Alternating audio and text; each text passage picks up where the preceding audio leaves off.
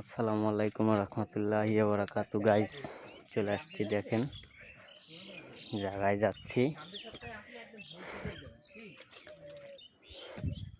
কষ্ট হচ্ছে যেতে। কাদা নিয়ে অবশ্য একটু নরম আছে কাদাটা। চলে আসছি, এই যে আইসা পড়ছি।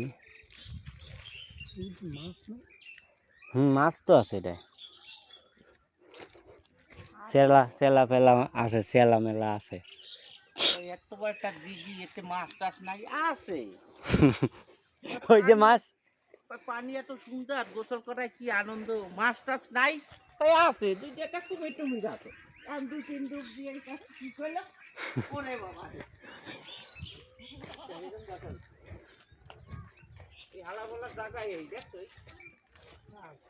ওই সেই লোকের, সেই লোক মানে